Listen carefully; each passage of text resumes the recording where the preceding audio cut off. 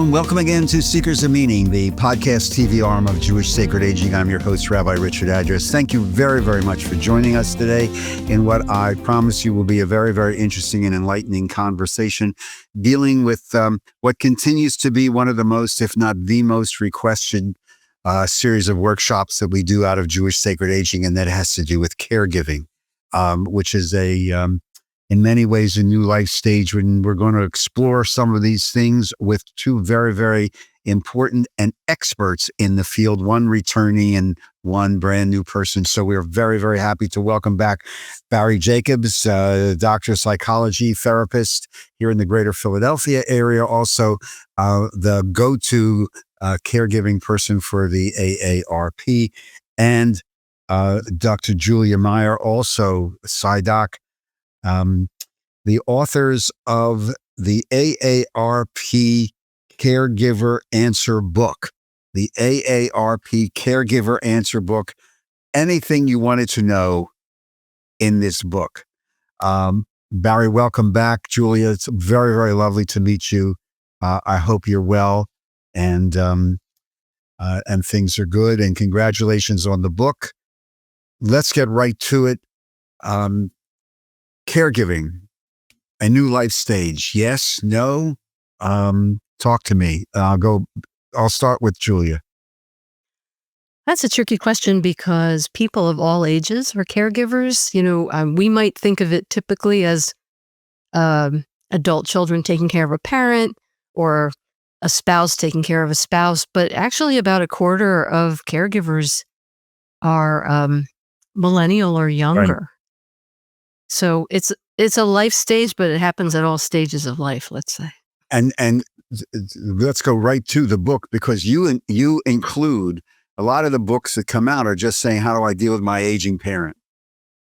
But in your chapters and you have discussions, really interesting discussions about the other options that you just alluded to, which I would imagine very few places you can go to get those answers. And it is different. Isn't it, Barry? I mean, taking care of my 95-year-old mom as opposed to my, God forbid, my 18-year-old college student who has a serious issue. There's two different, how different is it? I mean, there are similarities. I mean, there's overlap among with caregiving with all people of all ages, but there are tremendous differences as well. So we know from the Caregiving in the U.S. report, which comes out every 5 years, the last report came out in 2020, and the new report's coming out sometime this year, that about half of all caregivers in this country, and there are about 53 million Americans who are caregivers, are caring for a parent. And that's your kind of quintessential caregiver. Oftentimes they're the sandwich generation caregiver caring for a parent and maybe caring for their own children or grandchildren. And they're being squeezed from the generations above or maybe one or two generations below, and they're very, very stressed. But as you point out, there are many other types of caregiving. So according to the 2020 report, there are about 12% of caregivers who are caring for spouses. About 6% are caring for ill or disabled children.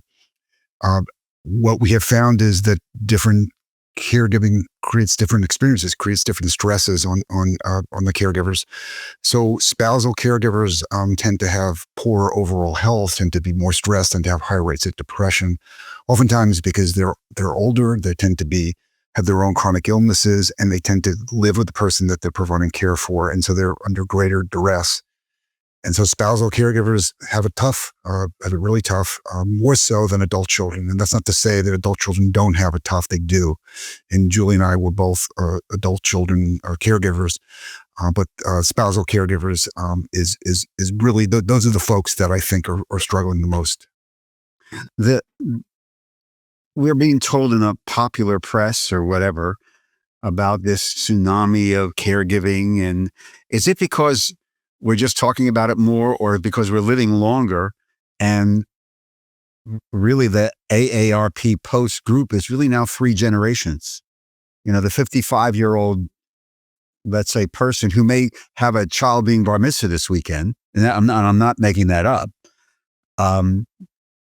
involved with their adult parent who's in their 70s or earlier, who may be caring for somebody in their 90s. So, and there are real generational differences, physical differences. How do we even begin, Julia, to understand the complexity of this, which is one of the reasons, obviously, you wrote the book. That is right. We wrote the book. It's a sort of a roadmap for starters, people who are beginning to be caregivers and just don't know where to begin. And oftentimes, we try to get, when we're talking to people, we get their story. We try to understand what's important to them, what it is they're trying to accomplish. Some caregivers want to do everything all by themselves. We try to dissuade them from that because they could burn out. This could take years.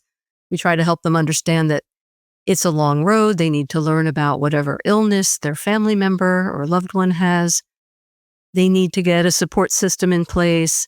They have to think about finances. They have to think about arranging the home so that people are less likely to have falls. There are so many pieces to this that, part of the reason we wrote the AARP Caregiver Answer Book is so that it's something that people can go to over and over again and get specific answers to whatever they're wondering about. How do I talk to the doctor? How do I get my sibling to help out? It's just such a huge landscape. Yeah. I mean, to Julie's point, Julie and I had written 2 previous self-help books for caregivers. One called The Emotional Survival Guide for Caregivers and the other AARP Meditations for Caregivers, which are, we're also very proud of those books. But the purpose of the AARP Caregiver Answer Book is to be a reference book. It's not a book you're going to sit down and kind of read like a page turner, but it's a book that has lots of information on the specific questions, the most common questions that we have heard caregivers ask in the over 30 years that we've been working with caregivers. And there are about 150 questions in the book. So we cover a lot. We don't cover everything as we can possibly cover everything, but we cover a lot on a whole variety of topics, including how to hire a home health aide, how to put a ramp in a house, how to deal with siblings who don't want to help, how to deal with doctors who are bossy. I mean, all the kinds of things that very frequently come up. The home healthcare, we had last month a podcast with a company that just does home healthcare, and they walked us through, just so many of the challenges, not the least of which are the psychological, psychospiritual challenges of doing this, because it's a major life transition.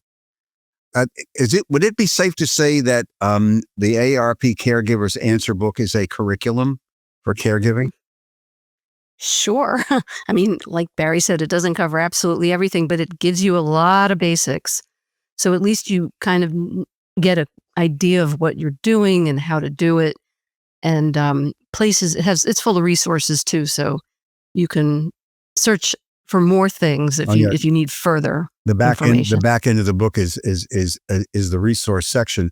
I asked the question because one of the things, given all the stuff that you're writing about and all the statistics and the growth of the number of people who are involved in caregiving, you'll tell me if I'm wrong, is there an actual place for somebody can take a class in caregiving? Is there a caregiving class? So there are local community centers, senior centers that will sponsor an evidence-based curriculum, a class called something like the Savvy Caregiver or Powerful Tools for Caregivers. Those are the 2 that are best known. They're usually like 4 or 5 session classes that are specifically on caring for someone with dementia. So they're not as broad as what we're covering, but they are classes that if you take, you can learn the lay of the land, and it gives you some tools that will help you do a better job, which is what every caregiver wants to do. They want to do as good a job as they possibly can. And, as you're pointing out, Rabbi, I mean, this is an educational process. People have to learn what they're doing. They have to, so otherwise they're really lost at the beginning, and they need to really devote themselves to reading what's available to get a better sense of what do I need to know and what don't I know that I need to learn, and how do I, again, put things in place. I think that the caregiving is going to go well rather than have things, fall apart at some point. I want to ask your opinion on something, because when I work with couples or individuals or families who are about to enter this stage, and we'll talk a little bit about the Jewish component, because the Jewish texts are voluminous about this, huge, and brilliant. And they'll say, well, what else can I do? I said, here's some of the, other than making sure you have rest and nutrition and support, and if because you're no good if you get sick. But I would suggest that you make sure that you have a conversation with a financial planner and an elder care attorney. Because I was just thinking about a situation from last year where they finally did that and said, oh my, I was not aware of all the. Could you just speak to this, Julia, about how important it is to sort of like, as you're going to enter this life stage, to start gathering all these other types of resources? Absolutely. We have a couple chapters on these things. We ask families to meet as early as possible before they become a caregiving family, if possible, because that way there's no pressure to discuss finances and planning for the future and what the person who may be the care receiver wants. Do they want to be cared for in their home? Do they want to move in with a particular child of theirs? Where do they want to live? Do they want to be in a warm climate? Like if you explore all of these things, particularly if there are siblings, you bring everybody in and you try to get a conversation where everyone can get on the same page. Everyone knows what the plan is. We definitely stress that if it's possible to meet with a financial planner, please do that, because then you know what your options are. Can you get into a really fancy CCRC, or do you need to stay in your home and bring caregivers in? How will this be? Can the adult children chip in if necessary? All of those things are so crucial to discuss, and it always goes better when people are not completely stressed out talking about it. So the sooner the better. Yeah, and what I, just to add to what Julie said, people don't like to plan for bad things happening. I mean, we all got to buy car insurance because we don't have a choice, but in general, people don't like to think about bad things happening, so they don't want to plan for them. It's almost like a magical thinking that if you plan for it, it'll make it more likely to happen. So the statistics are not good. Like only about half of Americans have a last will and testament, and only about a third of them have what's called a living will or an advance directive. And what that means is people often have to deal with some very difficult questions in the worst, as Julie points out, in the worst possible circumstances, when there's been a medical catastrophe or when there's even been a sudden death, and now they're trying to figure out what the financial ramifications of that are, who's going to be affected. And it's far better for families to have conversations well in advance of the need for caregiving. That said, at the early stages of caregiving, especially if there's something like dementia, which is a very slowly progressing disease, there's time to meet with an elder law attorney to talk about getting all the paperwork together, the advance directive, the living will, meet with a financial planner to look at some of the financial issues that really need to be addressed. And the third one I would say is really having a conversation with your loved one's medical professional to understand several things: the diagnosis, the prognosis meaning what's likely to happen with this disease in the future. How likely is it to be cured? How likely is it to be managed? How likely is it to be, unfortunately, life-threatening at some point? And then third, what is the functional impact on the individual of this particular disease? If they have congestive heart failure, it means that they have to change their diet. They can't be eating salt, and if they do, then they're going to have fluid retention, and that's going to very negatively affect their ability to walk and to do other things. So there's lots of information that caregivers need to know right up front from the medical community that will help them kind of get a better context for the care that they're providing. We're speaking with Barry Jacobs and Julia Meyer, co-authors of the AARP Caregivers Answer Book, on today's edition of Seekers of Meaning. And again, if you'd like to make a comment on the programs or suggestions, just feel free to email me, Rabbi Address at jewishsacredaging.com. We invite you to visit the website and also the Facebook page and a whole bunch of other things and all that social media stuff. And if you don't know how to ask your grandchild, and they all speak fluent computer. But anyway, both of you are side docs, and one of the things that is always, we see it from clergy perspective, and we deal with families and individuals, is the psycho-spiritual challenges and changes that take place within a family system as people are caregivers, role reversals, all kinds of things. Could each of you just spend a couple of minutes just reflecting upon the psycho-spiritual changes that take place, especially given the fact that caregiving can last months and sometimes years? Julie, I'll start with you. Yeah, as a matter of fact, I often see this as the most important thing when it comes to caregiving, because at the end of the day, it's about the relationship with the person you're caring for. It's about your relationship with yourself. It's about your relationship with your own morality and spirituality. And a lot of times what keeps caregivers going is their mission, is that feeling of, maybe my dad was a difficult person when I was a kid, and now here I am taking care of him. But I'm a good person and I am doing the right thing. And maybe I can even improve our relationship now that I'm an adult. I may be the adult if he has dementia or something. And I have some impact on making this more meaningful.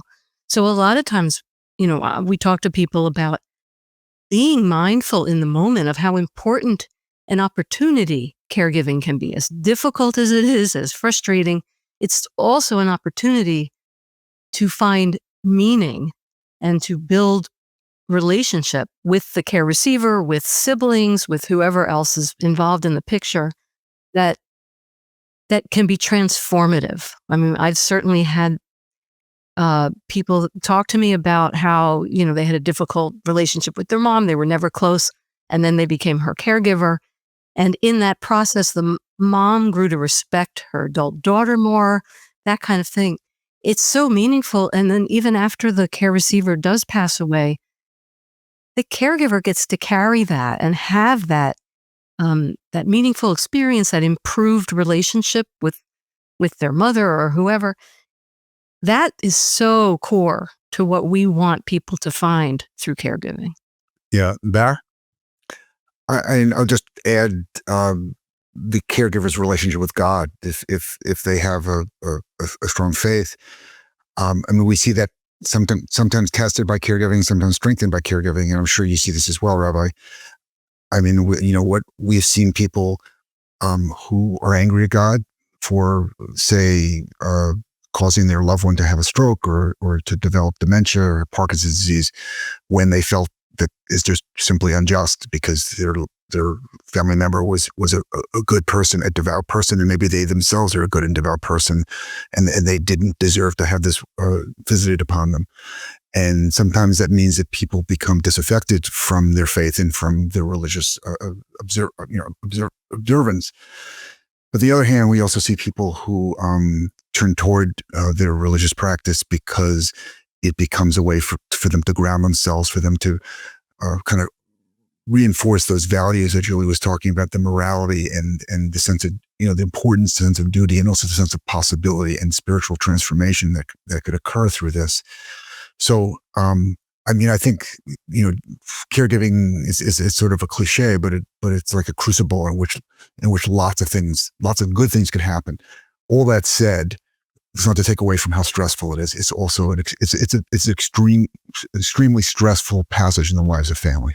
Oh yes, look, it's in the Jewish terms. Look, it's the fifth commandment, and we've seen, as you were alluding to, moments of reconciliation of parents and adult children who were estranged, and because of this, when you drive constantly, or when you help your parent toilet, or when you see them at their most vulnerable, and you understand there were all reversals and the changes and the psychological aspect of saying, is this me in X numbers of years? And if it is, who's going to do this for me?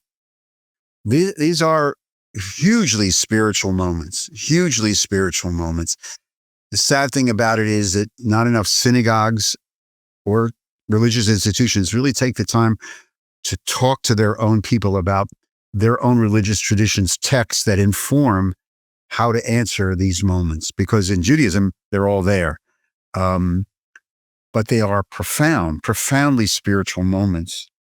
You have in the book 9 roles caregivers play: companion, attendant, driver, administrator, care manager, technical interpreter, advocate, healthcare provider, and one that I that's the one I wanted to ask you guys about: cheerleader coach.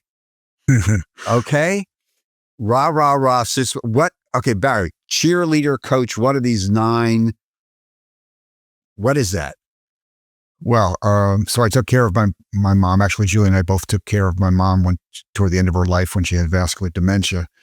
And I would say the cheerleader part of it would be, Mom, you can do this. Come on. I mean, let's get you up out of bed. We got to get to the doctors by 11 o'clock. You can get up now. I'll help you. But it's that encouragement, that constant encouragement that we would give somebody for whom maybe even some simple things are a struggle.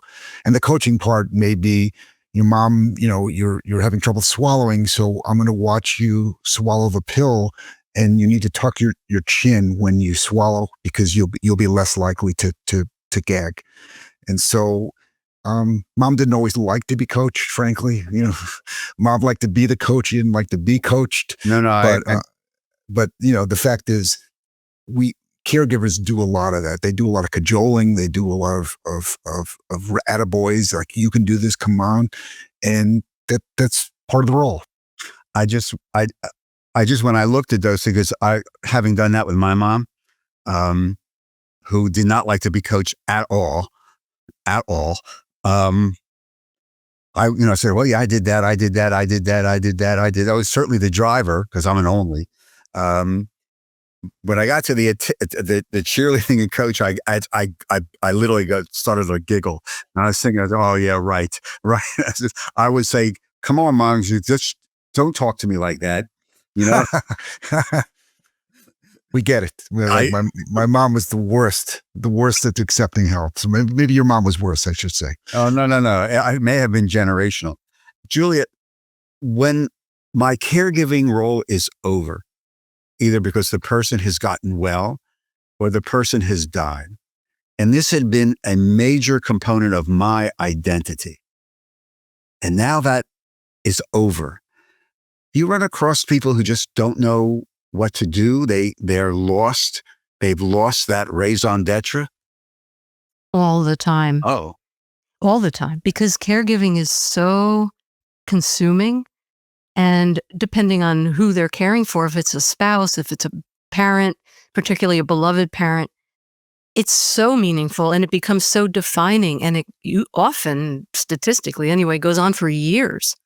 So when it's over, there's probably grief if the person has passed away, and there's also relief. But there's also this identity question of, what do I do now? That was the most meaningful thing I've ever done in my life. What am I going to do now? And so we try to help people figure out what will be meaningful. Sometimes caregivers go on and do more caregiving because it was so meaningful. Sometimes all they want is never to do caregiving again, which is fine too. But we try to figure out with them, what did they miss? What is it that they longed for while they were doing the caregiving and they didn't have time for it? But they do often have to rebuild. Sometimes their social life, sometimes good friends sort of disappeared after year 3 or something. And so they have to find a new landing place, and it can take a while. And I always tell people, try to be patient with yourself. You've been through a lot, and you have a lot of grief. You might even have some trauma. And it's maybe it could even be a joy to try to figure out, what do I do next? In the book and in the literature, there's lots of talk about the stress, caregiver stress syndrome and stuff like that. You also address in the book one of the chief reasons for that caregiver stress, and that's mom's in Boca, I'm in Wynwood, in Philly. I can't get down there. How do I manage this long distance? The whole long distance caregiver, because a lot of adult children and families are separated from people needing care. Walk me through how you address that, Barry, in the book. Well, so there's no one answer, obviously, but so again, I'm going to use my mom as an example. And my stepfather, who has Alzheimer's disease, they didn't live in Boca, a little further north. They live in Boynton Beach. So, Boynton Beach. Yeah. So my stepfather's Alzheimer's disease was quite bad. My mother was caring for him. They were both struggling, and we would go down. Right, we would go down a couple times a year to try to help, but as it became more evident that they were having greater difficulties, we were trying to urge them to bring more help into the home. That didn't really work very well. And ultimately, we brought them back north, kicking and screaming, but they came north, and they lived in an apartment about a mile from us. But it's a very difficult role to play. Sometimes what people do is they will hire a geriatric care manager, or also called an aging life care manager, who's in that area where the parent is, because that person knows the resources in that area and can help guide care better than someone who lives 1,000 miles can. And so that person becomes a kind of go-between between the adult child and the parent. Sometimes it's I hate to say this, but sometimes things have to get worse before they get better. I recall a story where, again, somebody's parent was in Florida. And the parent said, I'm fine, until the day that the son learned that the parents' electricity had been shut off. And the electricity had been shut off because they had been developing dementia and didn't pay their bill for like 4 or 5 months.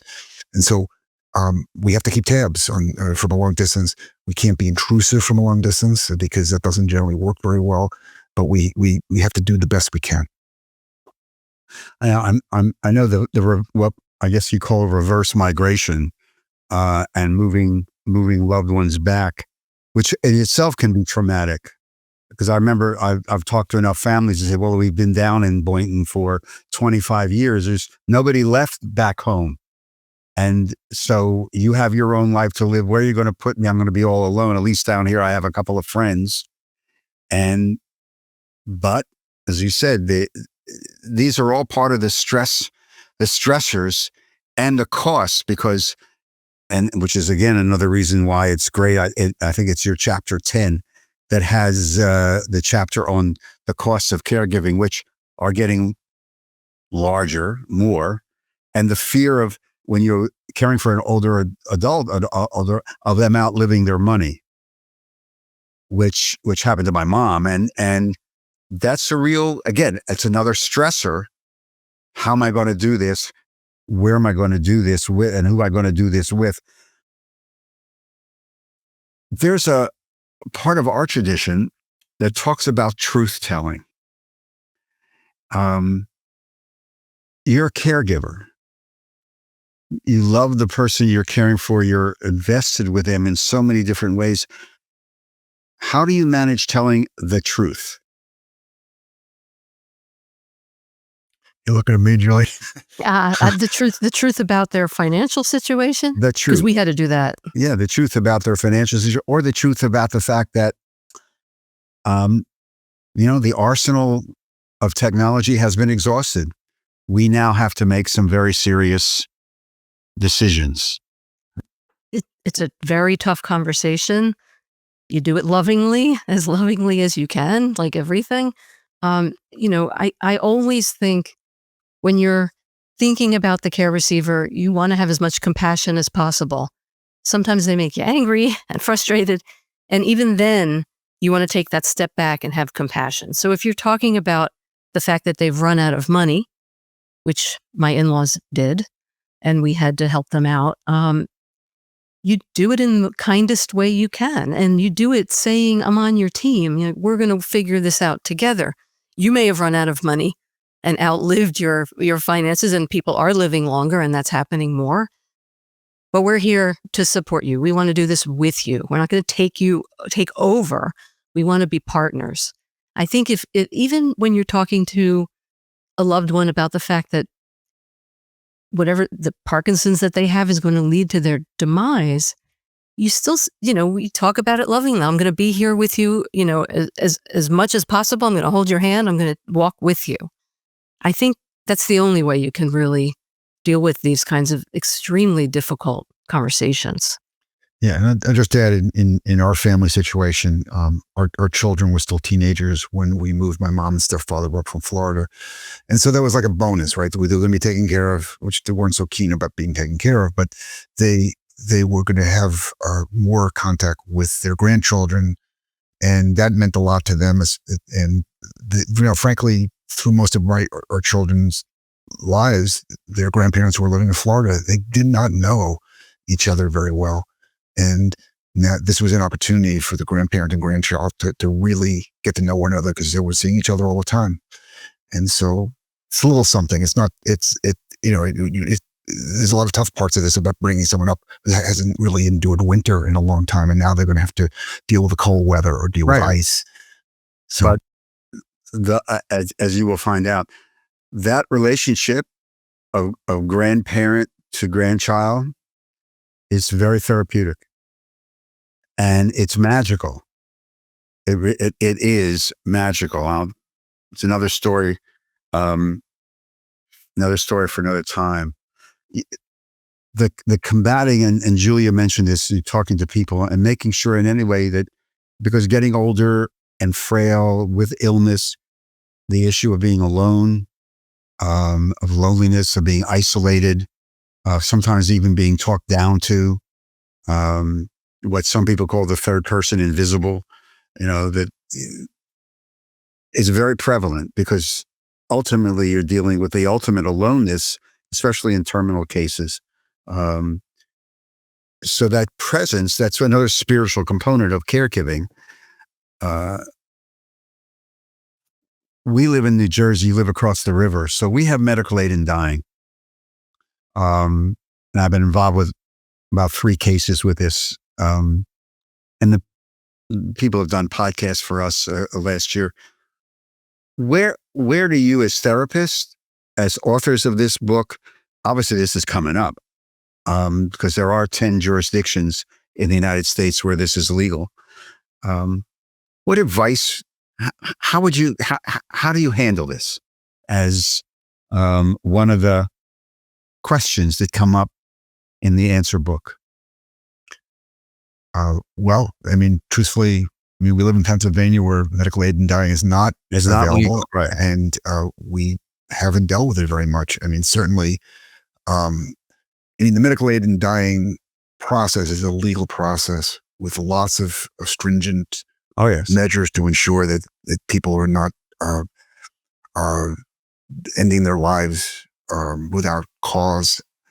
And so we do talk with folks about oftentimes about not extending life with care, which is a little different version of this. But for instance, people who may decide that a parent who has late stage dementia and has pneumonia, that they're not going to treat that pneumonia with antibiotics. They're just going to let the pneumonia take its course and eventually take that person's life, because they decide that is really what is the most loving thing that can be done for them.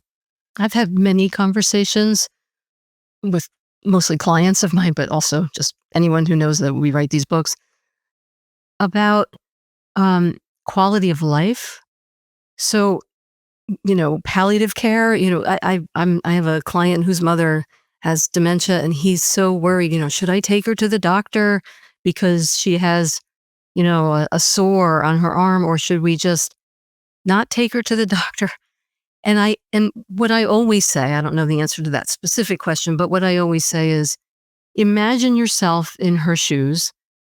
Is the quality of life that you have good enough to continue on? That would you want to keep living this way? Very diminished, not remembering anything, not being able to clean herself. I mean, just very limited. Would you want to extend that if it were you? And that helps people see what path they might take more empathically. Like, because usually people judge themselves. Like, I know I have to do everything I can for my mom. Well, what does that really mean? Everything you can. What you want to do is give her the most peaceful end of life that you can. Yeah. What makes this infinitely more complicated is when it's in a family context, when you have multiple siblings who may have different views, and then there may be some conflict among them about how best to help a parent in this situation. That's why it's all the more important that the parent has indicated their desires early on in an advance directive living will, so that the children don't have to debate among themselves like what's best for mom right now. Correct. And in the AARP Caregivers Answer Book, you look at these scenarios of siblings and issues. And in Judaism, we have this concept of stewardship where even if I as an adult child disagree with the wishes of my parent, but those wishes were expressed in good health and understanding the implications, I'm obligated to adhere to the wishes of my parent, even though I may personally disagree with it. Which is all the more reason to have these huge conversations, as you both say and write about and have written about, way before the crisis hits. Last question before we have to go, because we're running out of time. I'll start with Julia. One piece of advice. Somebody may be watching this or listening to this who is about to enter this life stage. What's the one piece of advice that you would give them?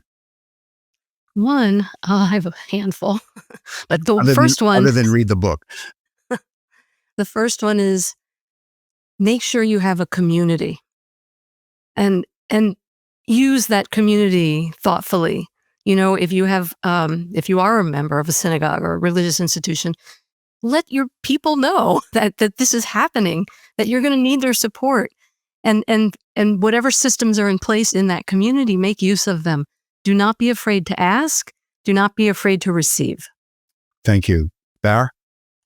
I would say that we want people to be kind to themselves, that oftentimes caregivers are very self-critical because they feel such a heavy weight of responsibility that if they mess up, if they don't do something right, their parent falls or the parent doesn't get the medication on time, the parent misses an appointment, or the parent gets sick, that the adult child caregiver feels horrendous guilt. And the fact is, this is hard, and we're all human, and you are going to make mistakes. And the idea here is most people don't need a perfect caregiver. They need a good enough caregiver. And when caregivers instead hold themselves to too high a standard and then beat themselves up, they don't do themselves any favors. And so more than anything, we want people to be compassionate, not just towards the person receiving care, but also toward themselves. Yeah, in a lot of ways, this is about love. And what I've also told families, don't forget your sense of humor. Definitely. Because it really will come in handy every once in a while. Barry Jacobs, Julia Meyer, the authors of the AARP Caregivers Answer Book, Guildford Press Publishing, will be available at the usual suspects, I would imagine, including the great God Amazon. And thank you very, very much. Continued success. Good luck with the book. Good luck with the family. And just enjoy everything. Just savor every moment. You'll love it. Thank you so much. Thank you. To all of you, thank you very, very much for joining us on today's edition of The Seekers of Meaning, the podcast TV arm of Jewish Sacred Aging. We very, very much appreciate your time. Again, if you'd like to talk to us, make a suggestion, have an idea, just feel free to email me at Rabbi Address at jewishsacredaging.com. And on the website, if you'd like to support our work, again, don't forget there's a very, very conveniently located donate button on the jewishsacredaging.com website. It's tax-free donation. We do appreciate it. Seekers of Meaning is produced at the Broadcast Center of Lubetkin Media Company in Cherry Hill, New Jersey.